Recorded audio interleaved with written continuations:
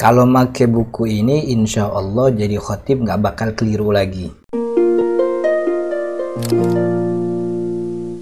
Bismillahirrahmanirrahim. Alhamdulillahirabbil alamin. Allahumma shalli wa sallim wa barik ala sayyidina Muhammadin, amma ba'du.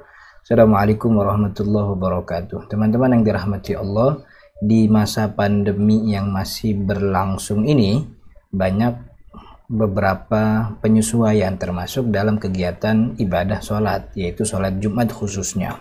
Karena ada pandemik ini, jadi kegiatan Jumat dibatasi jumlah jamaahnya karena ada protokol kesehatan yang mengharuskan orang berdiri di samping orang lain dengan jarak 1 meter. Itu jadinya masjid yang biasa menampung 100, 200 atau ribuan jemaah itu menjadi berkurang. Dan kurangnya mungkin setengah atau bahkan lebih kurang daripada itu karena ada jarak gitu. Nah, karena begitu kemudian orang-orang berinisiasi untuk mendirikan Jumat di musola, di langgar atau di aula kantor mereka sendiri. Karena di masjid yang biasa mereka sholat sudah dibatasi, maka mereka mengadakan sholat Jumat di tempat-tempat baru. Nah, dengan itu juga kemudian orang makin punya kebutuhan terhadap khotib, karena salah satu syarat sholat Jumat itu harus ada khotibnya. Dan kalaupun dia panggil ustadz dari luar, artinya mendatangkan ustadz, itu kan juga sesuatu yang masih mengkhawatirkan bagi sebagian orang. Di masa pandemik ini menghadirkan orang lain yang kita tidak kenal backgroundnya, dia tinggal di mana, dari mana, daerahnya bagaimana, itu kan masih timbul beberapa kekhawatiran dari banyak masyarakat. Maka itu inisiatifnya agar khotibnya dari kalangan mereka sendiri. Nah, dari kalangan mereka ini kalangan yang biasanya kalau Jumatan itu cuma dengerin khutbah doang, nggak pernah berdiri khotib. Maka itu teman-teman yang dirahmati Allah, untuk bisa jadi khotib sebenarnya mudah-mudah saja. Yang penting rukun khutbahnya dipenuhi. Apa itu rukun khutbah?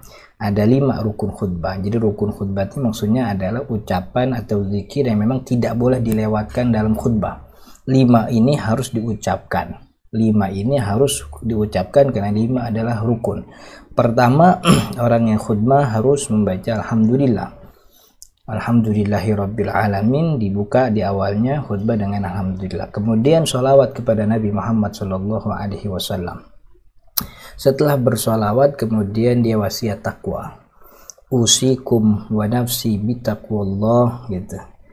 Jadi pertama buka dengan Alhamdulillah, kemudian sholawat kepada Nabi Muhammad SAW. Yang ketiga wasiat takwa, atau dengan kalimat usikum wa nafsi bitaqwallah, atau dengan kalimat ittaqullaha haqqa tuqatih.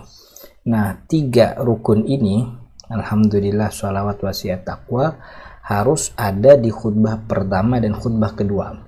Jadi khutbah pertama bukanya begini, khutbah kedua juga sama. Alhamdulillah, Allahumma sholli ala Muhammad wa ala ali Muhammad, kemudian wasiat takwa. Nah, rukun yang keempat adalah baca ayat Al-Quran. Ayat apa aja, apapun ayat yang dalam Al-Quran itu diharuskan dibaca, salah satu yang saja, begitu, satu ayat saja, dan bacaannya itu terjadi di khutbah pertama atau khutbah kedua. Jadi boleh tinggal pilih khutbah pertama atau khutbah kedua, tapi biasanya para khatib itu memakai ayat ini di khutbah pertama juga khutbah kedua. Setelah usikum wa nafsi bitaqwallah, beliau langsung membaca ayat Al-Quran. Ya ayyuhalladzina amanu taqullaha haqqa tuqatih wa la tamutunna illa wa antum muslimun. Itu sebagai pengguguran kewajiban. Kemudian rukun yang kelima adalah doa untuk orang mukmin, yang biasa kita dengar di khutbah kedua, Allahumma ighfir lil mu'minin wal mu'minat, dan seterusnya. Jadi sebenarnya untuk khutbah dikatakan yang penting 5 rukun ini terpenuhi. Alhamdulillahirabbil alamin, Allahumma sholli ala sayyidina Muhammad, wasiat taqwa, ittaqullah. Dan 3 rukun pertama ini di khutbah pertama, khutbah kedua, dan kemudian ayat Al-Quran di salah satu khutbah satu atau khutbah kedua, dan baca doa orang untuk orang mukmin mukminat itu di khutbah yang kedua. Jadi 5 rukun ini terpenuhi, maka insya Allah khutbahnya sah. Jadi nggak perlu bingung-bingung begitu untuk siapa yang jadi khatib, kita pun semua bisa, yang penting rukun terpenuhi. Dan lebih harus diperhatikan lagi teman-teman yang dirahmati Allah, bahwa syaratnya, jadi selain rukun, khutbah juga punya syarat. Salah satu syarat yang paling utama bahwa 5 rukun ini harus diucapkan dengan bahasa Arab. Jadi nggak boleh diganti dengan bahasa Indonesia. Antum mau khutbah dengan bahasa Indonesia silahkan. Tapi rukun yang tadi, rukun yang 5 ini harus diucapkan dengan bahasa Arab. Kenapa harus diucapkan dengan bahasa Arab? Karena memang begitu wahyunya. Jadi ibadah khutbah ini ibadah ta'abbudi, ibadah ritual yang dia menjadi bagian daripada sholat Jumat. Sholat Jumat ibadah ritual, maka khutbahnya pun sama. Yang namanya ibadah ritual nggak boleh diganti, nggak boleh dirubah. Bahasanya sebagaimana bahasa Nabi Muhammad SAW melakukan.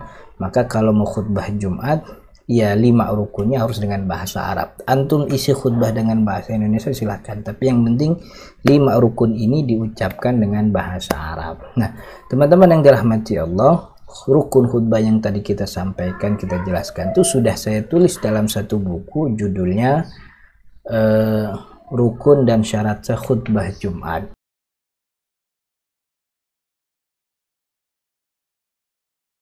Ini sebagai bentuk berbagi kepada teman-teman yang biasanya dengerin kemudian ingin maju jadi khatib karena sebab kondisi pandemi ini, silahkan. Jadi kalau pakai buku ini insya Allah jadi khatib nggak keliru lagi, insya Allah. Bukan cuman rukun, di dalamnya juga dijelaskan syarat sah khutbahnya. Nah, bagi yang ingin buku ini saya bagikan secara gratis, tinggal di download. Syaratnya antum punya HP smartphone yang bisa baca PDF, sekaligus HP smartphone itu punya kuota internet karena memang harus download begitu ya. Jadi silahkan di download, manfaatkan, dan mudah-mudahan kita diberi keberkahan oleh Allah Subhanahu wa Ta'ala dengan mempelajari ilmu sholat Jumat ini. Mudah-mudahan bermanfaat. Assalamualaikum warahmatullahi wabarakatuh.